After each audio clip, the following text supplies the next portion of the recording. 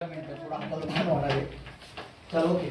तर ह्या गणिताचा गोंधळ होतो बऱ्याच जणांचा. वही पेन ने हात घेता लक्ष द्यायचं मी जे सांगतो तिकडं आणि फळ्याच्या आकड्यांकडे.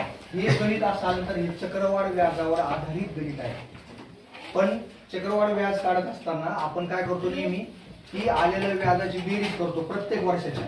इथं मात्र क्रियाश्री उलटी आहे, कारण इथं हा एक शब्द सगळ्यांना चेंज करून टाकतो. घसारा. घसाऱ्याचा अर्थ होतो किंमत कमी झाली पाहिजे. आपलं गणित चुकतं का? कमी किंमत काय होते वाढत जाते, कारण आपल्याला सवय लागली आपल्या मेंदूला चक्रवाढ व्याज काढायची आणि ऍड करायचं. आणि ऍड काय करतो आपण चक्रवाढ व्याजामध्ये एक स्टेप शिकलेलो आहे आपण. पहिल्या वर्षात आपण व्याज काढतो. व्याज काढलं की सगळ्यात महत्वाची स्टेप अशी आहे की जे पहिल्या वर्षाचं मुद्दल आहे, मोठा आकडा समजू आपण थोड्या वेळ, त्या मोठ्या आकड्यामध्ये तुम्हाला काय करायचंय आलेलं व्याज मिळवायचंय चक्रवाढ व्याज काढताना. म्हणजे काय झालं ते दुसऱ्या वर्षासाठीचं भांडवल झालं तुमचं. भांडवल त्याला म्हणतात मुद्दल. परत जर 3 वर्ष म्हटले असतील तर परत एकदा त्याला कॅल्क्युलेशन करून तुम्ही जे व्याज काढणार ते दुसऱ्या वर्षाचं ते आलं. मग ते दुसऱ्या वर्षाचं व्याज मिळवायचं कोणाला? दुसऱ्या वर्षाच्याच भांडवला का तिसऱ्या वर्षाचं भांडवल मिळवण्यासाठी. कारण चक्रवाढ व्याज काय होतं मिळवत जातं. कधी पण लक्षात ठेवतो चक्रवाढ व्याज म्हणजे किंमत वाढत जाते. आता हे गणित त्याच्या उलट आहे. सूत्र चक्रवाढ व्याजाचं आहे पण गणित सोडवायची पद्धत उलटी आहे. कशी?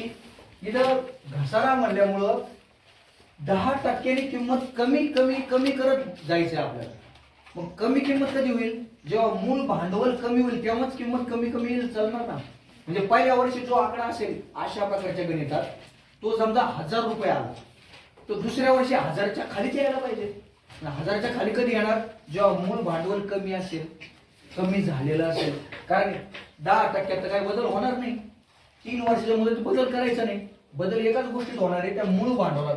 म्हणजेच हे गणित सोडवताना घसारा 10% पहिल्या वर्षाचा आल्यानंतर तो याच्यात मिळवायचा नाहीये तर तो वजा करायचा. वजा केल्यामुळे काय होईल? ही मूळ किंमत कमी होणार, मूळ व्हॅल्यू कमी होणार. कमी झाली ती झाली दुसऱ्या वर्षासाठीच भांडवल. परत दुसऱ्या वर्षी मग मी म्हणलं ना 1000 रुपये असेल पहिल्या वर्षी, दुसऱ्या वर्षी तो 900 800 काहीतरी येईल. याचा अर्थ आपण योग्य दिशेला चाललो, कमी करत चाललोय ना. पण पुढच्या तिसऱ्या वर्षाला ती अजून 800 900 पेक्षा सुद्धा काय होईल? अजून कमी होईल. हा, मग आता ही झाली दुसरी स्टेप. मग आपल्याला 3 वर्षाच्या व्हॅल्यू मिळाल्या.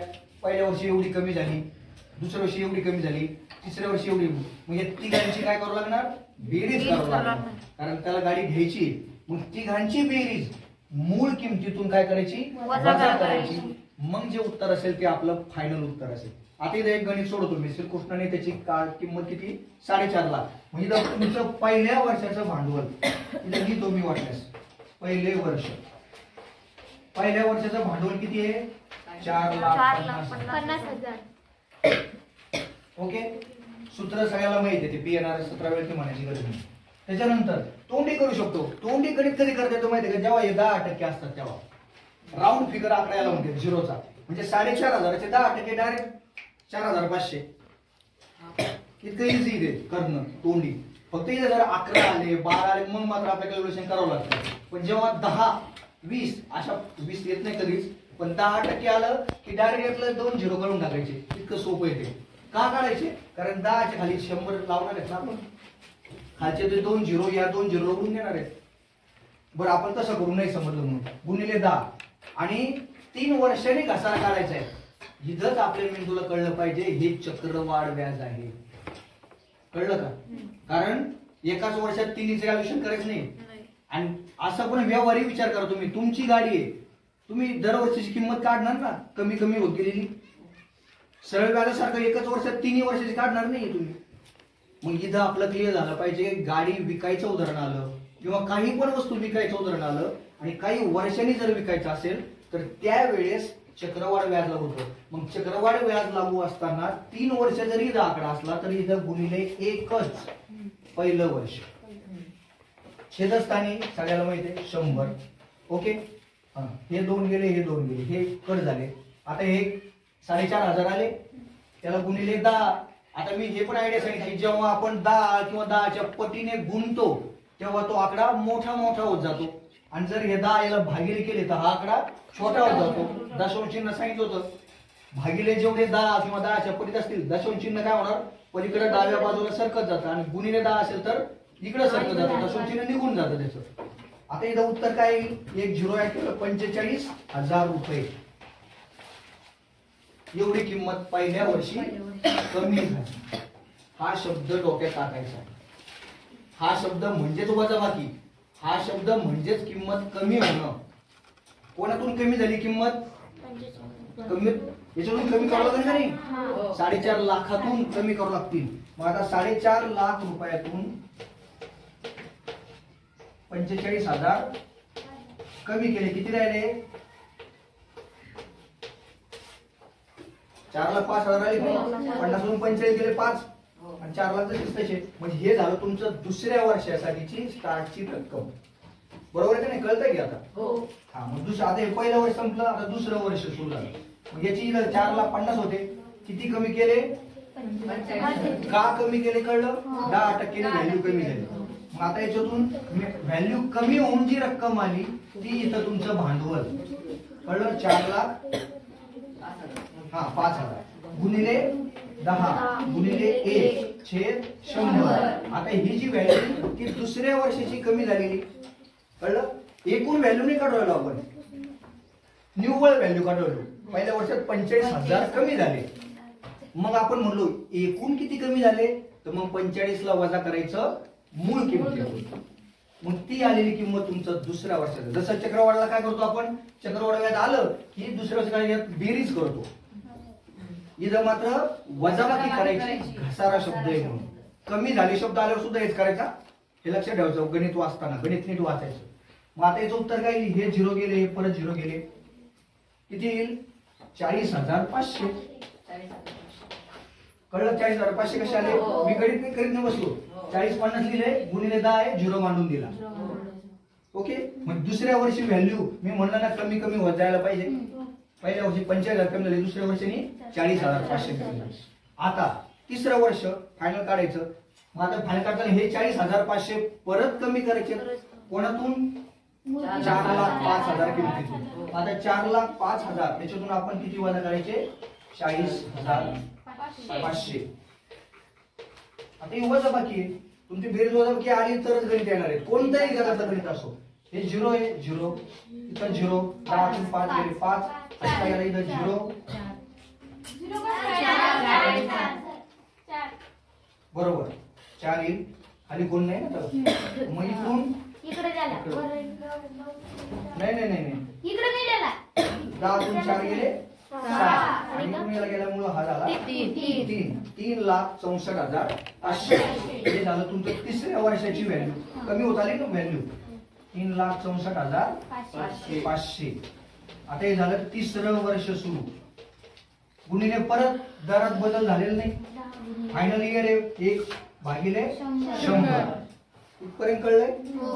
आता हे 0 कट केले, हे 0 कट केले, 3,645. 3,645 गुणिले 10 गुणिले 0 मांडला, 36,450. अगोदर सांगितल्याप्रमाणे प्रत्येक वर्षी व्हॅल्यू कमी कमी होत गेली आणि कमी कमी करून पहिल्या वर्षाची कमी केली कशातून, मूळ भांडवल. मग दुसऱ्या वर्षाचं भांडवल मिळालं. मग दुसऱ्या वर्षाची व्हॅल्यू किती कमी झाली काढली, ती दुसऱ्या वर्षाच्या भांडवलून कमी केली. तिसऱ्या वर्षाचं भांडवल व्हॅल्यू त्या कारची किती आली, 3,64,500 आली, म्हणजे कमी झाली नाही. मग फायनल तिसऱ्या वर्षी त्याची व्हॅल्यू किती कमी झाली, वर्ष संपल्यावर 10%मुळे 36,450. मग आता हे केल्यानंतर त्याला आता गाडी विकायची आहे. आता त्याला गिराईक मागायला आलं तर गिराईक काय करणार आहे, 4,50,000 त्या कारची मूळ किंमत होती. आता तिघांची तुम्हाला काय करायचं, बेरीज करायची. 0 0 0 इथं 0, हा 0 कट झाला. ओके. त्याच्यानंतर पुढचा हा 0 0 इथं 5 आहे, 5 हा 0 गेला इथून, हे 5 आणि 4 9. त्यानंतर हे 5 6 11 चाला 1 4 आणि 1 5 5 आणि 4 9 9 3 12. थोडक्यात त्या गाडीची एकूण किंमत 3 वर्षात किती कमी झाली, 1,21,250. आता एकूण किंमत किती किती कमी करायला कळलं? हा, मग आता त्याला गाडी द्यायची, तर तो काय करणार? त्याने खरेदी शोरूम मधून केली 4,50,000ला. ओके. हा, आणि त्याला द्यायची गिराईकाला, त्याचं नाव लिहिलंय त्याला. मग त्याला काय करायचं? 4,50,000 वजा 1,21,950. आता ही वजाबाकी करायची. कोणतं क्रिया आल्यानंतर बेसिक 4 क्रिया करता झाल्या पाहिजे. 0 तून 0 गेला 0, 10 तून 5 गेले 5, त्याच्यामुळे हातचा घेतला, इथे किती राहिले 9, 9 9 गेले 0.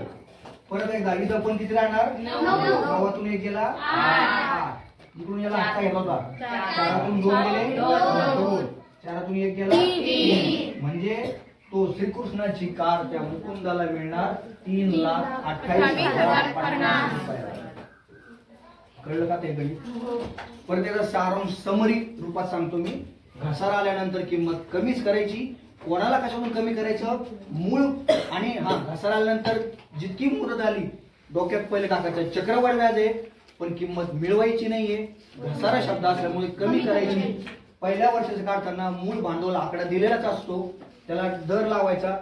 जी किंमत येईल ती त्या मूळ भांडवलातून त्याच वर्षाच्या, जे उत्तर येईल त्याच वर्षाच्या मूळ भांडवलातून ती कमी करायची. जे उत्तर येईल ते दुसऱ्या वर्षाचं तुमचं स्टार्टचं भांडवल असणार. परत गणित केल्यानंतर जे उत्तर येईल ते कमीच आलं पाहिजे पहिल्या वर्षापेक्षाची व्हॅल्यू. ती रक्कम परत दुसऱ्या वर्षाच्यातून कमी करायची. मग तुमचं तिसऱ्या वर्षाचं भांडवल येणार. तिसऱ्या वर्षाचं जे भांडवल येईल त्यातून जी फायनल रक्कम येईल, कारण आपलं 3च वर्षाचं काढायचं होतं, 3 वर्षापर्यंत येईल. एवढं काम केल्यावर पुढची स्टेप ही आहे की हे तिन्ही पण व्याज, इथं आपण व्याज म्हणून थोडा वेळ, पण ऍक्च्युअली घसारा झालेली किंमत आहे. या तिघांची पण बेरीज करायची आहे. का करायची? कारण तो 36,000 वजा करून गाडी घेणार नाहीये. त्याने प्रत्येक वर्षाची गाडी, शोरूमची पद्धती गाडीची घसारा काढायची. मग ही एकूण किंमत त्याची बेरीज 1,21,950 आली. मग ही मूळ किमतीतून, स्टार्टच्या किमतीमधून एकूण किंमत वजा करायची. जे उत्तर येईल ते फायनल उत्तर असणार. ती किमतीला तो व्यक्ती खरेदी करत आहे. समजला ते? बंद.